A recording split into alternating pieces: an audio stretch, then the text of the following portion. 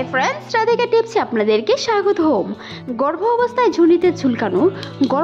ঝুনিতে চুলকানি হলে অনেক দ্রুত চিকিৎসকের পরামর্শ নিতে হবে, কারণ এটি ইস্ট ইনফেকশনের মতো সাধারণ সংক্রমণ হতে পারে, যা চিকিৎসার অনেকটাই প্রয়োজনীয়তা রয়েছে। পাশাপাশি সুতির ঢিলেঢালা পোশাক পরুন, চিনিযুক্ত খাবার এড়িয়ে চলুন এবং সুগন্ধিবিহীন সাবান ব্যবহার করতে পারেন। সেই হিসেবে পর্যাপ্ত পরিমাণে পানি পান করুন। গর্ভ অবস্থায় পর্যাপ্ত পরিমাণে পানি পান করার বিকল্পতা নেই। গর্ভ অবস্থায় একই মায়ের ভিতরে আরেকটি সন্তান যখন বড় হয়, তার পানির শূন্যতা এমনকি তার শরীর গঠনের ক্ষেত্রেও পানির অনেক অপরিহার্যতা রয়েছে। তাই গর্ভ অবস্থায় অবশ্যই প্রচুর পরিমাণে পানি পান করার কথা বলেন বিশেষজ্ঞরা। অ্যামনিওটিক তরল থেকে শুরু করে শিশুর স্বাস্থ্য বিশেষজ্ঞ থেকে শুরু করে শিশুর অঙ্গ প্রত্যঙ্গ গঠনেও পানি অনেক ভূমিকা পালন করে।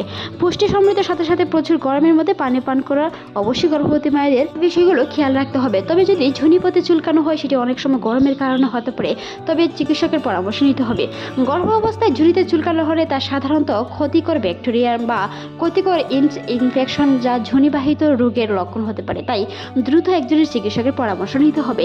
সেই সাথে সাথে স্বাস্থ্যবিধি কিছু নিয়মকানুন মেনে চলতে হবে, যদি ঘরোয়াভাবেও আপনি সেটার প্রতিকার করতে চান। গর্ভ অবস্থায় অনেকেই আছেন ঝুনিপথে অনেক সময় চুলকানোর কারণে সাবান কিংবা বিভিন্ন ধরনের ক্ষারযুক্ত জিনিস দিয়ে সেটি পরিষ্কার করার চেষ্টা করুন। গরম পানি দিয়ে পরিষ্কার করার চেষ্টা করুন। গর্ভ অবস্থায় অবশ্যই সেই ভুলগুলো করা যাবে না। যদি আপনার ঝুনিপথে হালকা কিছু চুলকানি থেকে থাকে, ছোট ছোট ঘামমাছির মতন হয়ে থাকে, সেই ক্ষেত্রে ঠান্ডা পানির ছেঁক নিতে পারেন। বরফ দিয়ে একটি সুতি কাপড় পেঁচিয়ে সেটি দিয়ে ঠান্ডা পানির ছেঁক নিতে পারেন, যেটি পরবর্তীতে আরাম পাওয়া যায়। তাছাড়াও সুগন্ধিযুক্ত সাবান ছাড়া ব্যবহার করতে পারেন। হালকা সুগন্ধিবিহীন সাবান ব্যবহার করুন। সেই ক্ষেত্রে ঝুনিপথের ভেতর টুস বা অন্যান্য রাসায়নিক ক্ষেত্র স্প্রে ব্যবহার করবেন না।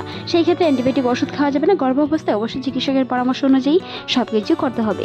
অবস্থায় বিভিন্ন খাদ্যাভ্যাসের উপর পরিবর্তন আনতে হবে, নয়তো বিভিন্ন ধরনের সমস্যার সম্মুখীন হতে হয় সেই সময়টাতে। তাই গর্ভ অবস্থায় কিছু খাদ্যাভ্যাসের পরিবর্তন আনতে হবে। যদি আপনার ঝুনিপথে চুলকানি হয় বা বিভিন্ন ধরনের অ্যালার্জির সমস্যা থাকে, সেই ক্ষেত্রে কিন্তু চিনিযুক্ত খাবার এবং প্রতিশোধীয় জাতীয় খাবার, শতকরা এমনকি এইগুলো এড়িয়ে চলতে হবে। তাছাড়াও এগুলো ইস্ট ইনফেকশনের বাড়িয়ে তুলতে অনেকেই সাহায্য করে, তাই সেই খাবারগুলো গর্ভ অবস্থায় অবশ্যই এড়িয়ে চলতে হবে। প্রোবায়োটিক সমৃদ্ধ খাবার যেমন দই খেতে হবে বা টক দই খেতে পারেন, যেটি প্রচুর পরিমাণে আপনার ব্যাকটেরিয়া দমনে অনেকটা সহায়তা করে থাকে। আর্দ্রতা বজায় রাখুন, প্রচুর পরিমাণে পানি পান করুন এবং প্রয়োজনে নারকেল তেল বা অলিভ অয়েল ব্যবহার করতে পারেন। তবে সেই জায়গাটি শুকনো রাখার চেষ্টা করুন, যেন কোনো ধরনের চুলকানি না হয়। এমনকি বিভিন্ন ধরনের ওষুধ ব্যবহার করতে যাবেন না। আবার চুলকানি হওয়ার পর যদি রক্তাক্ত অবস্থায় হয়ে যায় কিংবা উপরের চামড়া পশ্চিম মতো কিছুটা উঠে যায়, তাহলে কিন্তু সেই সময় চিকিৎসকের পরামর্শ নিতে হবে। কিছু ধরনের মলম ব্যবহার করলে সেই রোগ থেকে মুক্তি পাওয়া যায়। তাই গর্ভ অবস্থায় সেই বিষয়গুলো হতে পারে, বিভিন্ন কারণে হয়, গরমে হতে পারে বা অনেক সময় স্রাবের কারণে সেগুলো হয়ে থাকে। বিভিন্ন ধরনের সাদা স্রাবের কারণে এরকম হয়ে থাকে। পরিষ্কার পরিচ্ছন্ন না থাকার কারণে অনেক সময় এই ধরনের রোগের সম্মুখীন হতে হয় গর্ভবতী মহিলাদের পেট যখন আস্তে আস্তে বড় হয়, সেই ক্ষেত্রে কিন্তু বিভিন্ন ধরনের সমস্যার সম্মুখীন হতে হয়। অনেক সময় পেটের নিচের ভাগ ফেটে যায়, সেগুলো থেকে চুলকানি হতে পারে, বিভিন্ন অ্যালার্জির প্রবলেম হতে পারে। তাই গর্ভ অবস্থায় যে কোনো ধরনের সমস্যা অবশ্যই আপনার চিকিৎসকের সাথে পরামর্শ করে নিতে হবে। পরিমাণে পানি পান করুন। বিভিন্ন হরমোনের পরিবর্তনের কারণে এরকমটা হয়ে থাকে, বিভিন্ন ধরনের হরমোনের ওঠানামার কারণে এরকম হয়ে থাকে। স্বাস্থ্যবাস নষ্ট হলে এরকমটা হতে পারে। স্বাস্থ্যবাস কিছুটা যদি হালকা হয় বা বিভিন্ন ধরনের স্বাস্থ্যবাসের উপর শারীরিক ও হরমোনের পরিবর্তনে এরকমটা হয়, তাই সেইগুলো এড়িয়ে চলার জন্য পরিষ্কার পরিচ্ছন্নতা বজায় রাখুন, সুস্থ থাকুন। গর্ভবতী অবস্থা ছাড়াও অনেক সময় অনেকের এই সমস্যা হতে পারে। বেশিরভাগ সময় মহিলাদের এই সমস্যাগুলো হয়ে থাকে।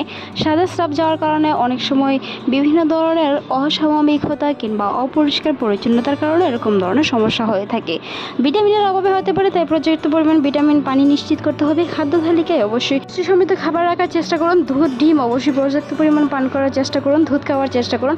প্রচুর পরিমাণে পানি পান করুন। সেই সময়টাতে গরমের সিজনে বিভিন্ন ধরনের সমস্যা বা বিভিন্ন ধরনের ব্যাকটেরিয়া সংরক্ষণ হতে পারে। তাই গর্ভ অবস্থায় পানি নিশ্চিত করতে এমনকি আপনার কতটুকু স্বাস্থ্যবিধির উপর বা ডায়াবেটিস এমনকি অ্যালার্জি যদি কোনো ধরনের প্রবলেম থাকে, তাহলে খাদ্যাভ্যাস অবশ্যই পরিবর্তন আনতে হবে। সুস্থ থাকুন, রাধিকা টিপসের সাথে থাকুন। ভালো লাগলে সাবস্ক্রাইব করুন। ধন্যবাদ।